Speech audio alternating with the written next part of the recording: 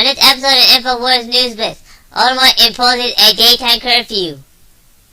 Secret services are to track Twitter users, and the Seattle policeman stomps in a handcuffed man's head. That and a lot more, so stay tuned.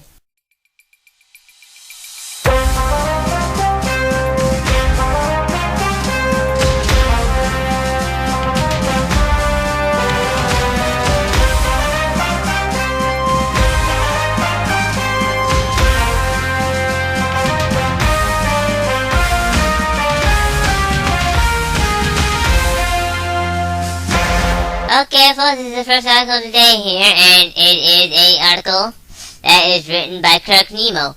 It says that the title of the article that he wrote is called Baltimore Imposes Daytime Curfew on Adolescents. Parents face re-education and children will be put in connective centers. Sounds like re-education centers we've been hearing about, but anyway. The law passed unanimously by the Baltimore City Council was defeated Monday by Councilman Brandon Scott, who led the support of this measure. We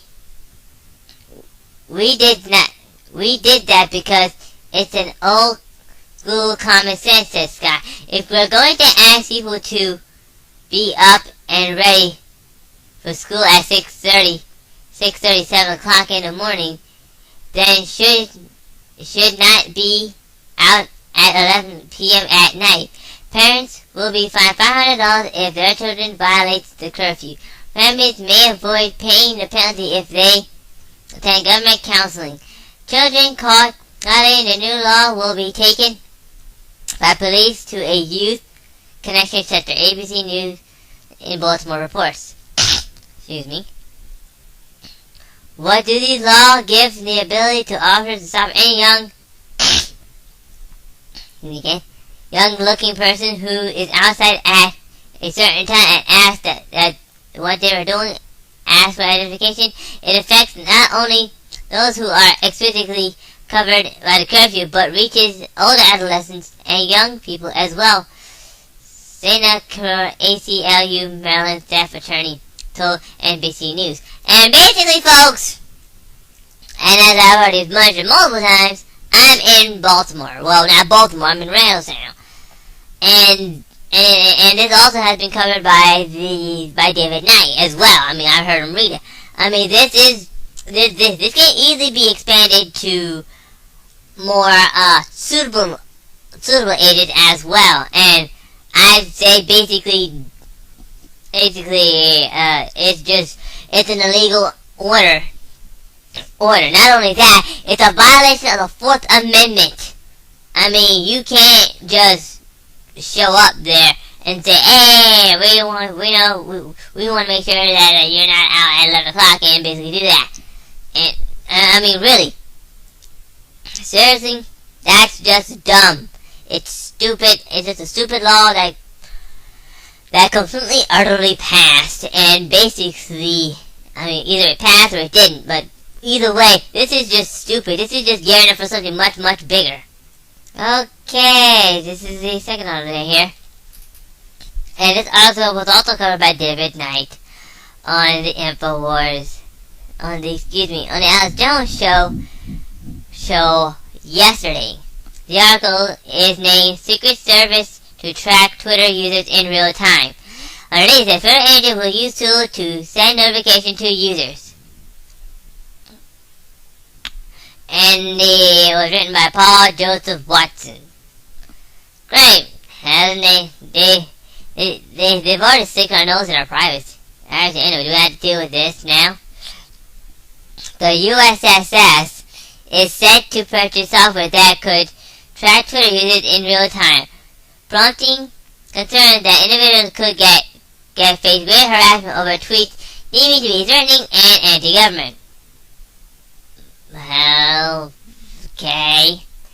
According to the solicitation posted this week, the federal government announced its intentions to use the tool to undertake seeming analysis, influence influencer identifier, access to historical Twitter data, and ability to detect sarcasm and heat maps that will show user trends. The software will also have the capability to notify users, suggested a secret service intends to directly address Twitter users who deem to have Twitter something unsavory.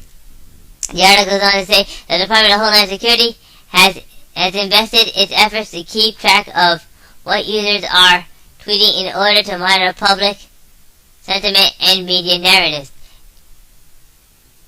Okay,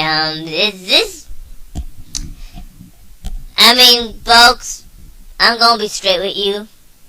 Is this the kind of world we want to live in?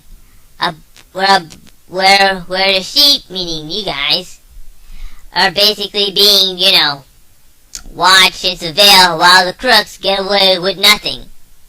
Is this what you want? Basically, if it's yes, then guess what? You will be ruled by a bunch of wolves. As Alex Jones said, a nation of sheep will be ruled by wolves. And basically, to be honest with you, I think he's absolutely correct. This is a major invasion of privacy, and basically, literally, you're gonna really be harassed if this happens. Okay, folks, it's the last article of the day, and guess what? It is a absolutely nasty little tidbit from the police brutality section. Again, the article is named Seattle Cops Chief Says Concussion Made Officer Stomp Handcuffed Man's Head. It is possible that the conclusion could account for Officer Haynes' behavior in the immediate aftermath of the incident. It was written by Michael, some weird name, but I can't pronounce it. There's a video here of the Austin Police Department,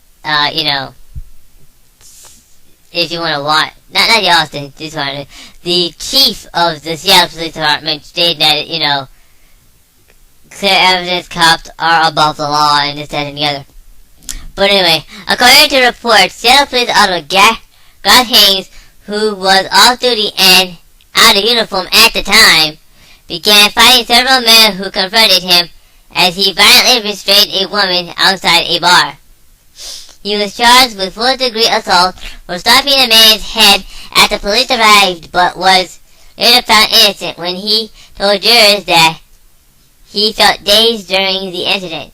Haynes also told the jury that he believed that the woman on the scene had stolen his coat and that he never intended to stomp on anyone.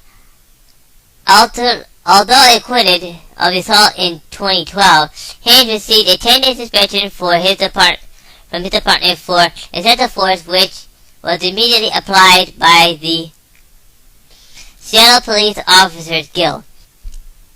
After reviewing medical records from the incident, a doctor hired by the city attorney stated that Haynes had received a low-level concussion that likely made him not understand his own action. It is possible that the concussion could account for Officer Haynes' behavior in the immediate aftermath of the incident, said the doctors. With this evidence, the city was able to convict interim police chief Bailey to reverse the suspension and remove the excessive force charge. Wait, what? Are you kidding me? Seriously? The guy stomped on someone's head. You can't just reverse it.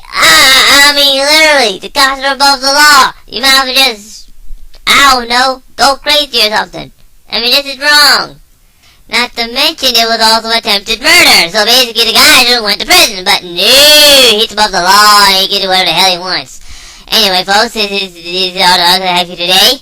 If you'd like to read more about this article, please go to the links below or go to Infowars.com. There you can read hundreds just like this one. This is Infowars Blitz. I'm Infowars, signing off.